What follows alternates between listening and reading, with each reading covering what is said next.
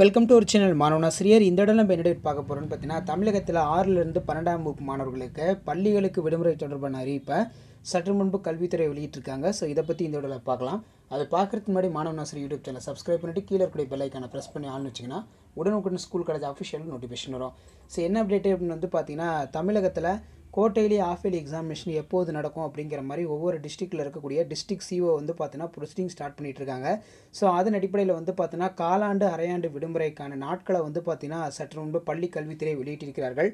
So அதன் அடிப்படையில் நமக்கு வந்து பார்த்தீங்கன்னா காலாண்டு அரையாண்டு தேர்வுக்கு எத்தனை நாள் லீவ், 6லிருந்து 12ஆம் வகுப்பு மாணவர்களுக்கு காலாண்டு அரையாண்டு உள்ளிட்ட தேர்வுகளுக்கான உத்தேச கால அட்டவணை வெளியாகியுள்ளது. 6லிருந்து 12ஆம் வகுப்பு காலாண்டு தேர்வு செப்டம்பர் 15லிருந்து 27ஆம் தேதி வரையும், அரையாண்டு தேர்வுக்கு வந்து பார்த்தீங்கன்னா டிசம்பர் 11லிருந்து 22ஆம் தேதி வரையும் இவற்றை பின்பற்றி மாணவர்கள் தேர்வுக்கு தயார்படுத்த வேண்டும் என உத்தரவிடப்பட்டுள்ளது.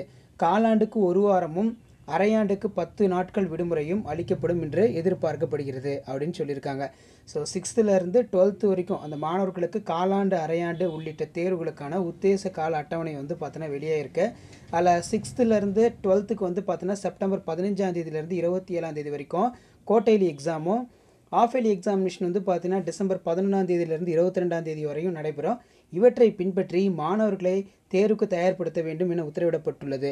மெயினாக கோட்டையிலிக்கு வந்து பார்த்தீங்கன்னா 10 days ஹாலிடேவும், ஆஃப் இயர்லிக்கு வந்து பார்த்தீங்கன்னா 10 days ஹாலிடே அப்படிங்கிற மாதிரி அந்த அகாடமிக் ஷெடியூலில் வந்து பார்த்தீங்கன்னா மென்ஷன் பண்ணியிருக்காங்க.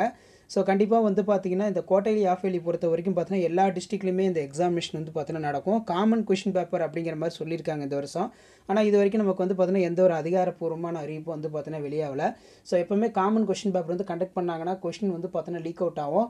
ஸோ இந்த டைம் வந்து பார்த்தீங்கன்னா காமன் கொஷின் பேப்பர் ஒரே மாதிரியான கொஷின் பேப்பர் அப்படின்னு சொல்லியிருக்காங்க. ஆனால் இதுக்கு பாசிபிலிட்டி வந்து பார்த்தீங்கன்னா ரொம்ப குறைவு தான். ஏன்னா போன வருடமே அந்த திருப்புதல் தேர்வு நடைபெற்ற போதே நிறைய வினாத்தாள்கள் வந்து பார்த்தீங்கன்னா இணையதளங்களில் வந்து பார்த்தீங்கன்னா வெளியானது. ஸோ அதனால் வந்து பார்த்தீங்கன்னா டிஸ்ட்ரிக் வைஸாக கொஷின் பேப்பர் இருக்காது, டிஸ்ட்ரிக் கொஷின் பேப்பர் வேரியேஷன் இருக்கும் அப்படிங்கிற மாதிரி ஊடகத்தில் வட்டாரங்களும் ஒரு தகவலை தெரிவித்திருக்கார்கள். ஸோ இதான் அப்டேட்டு.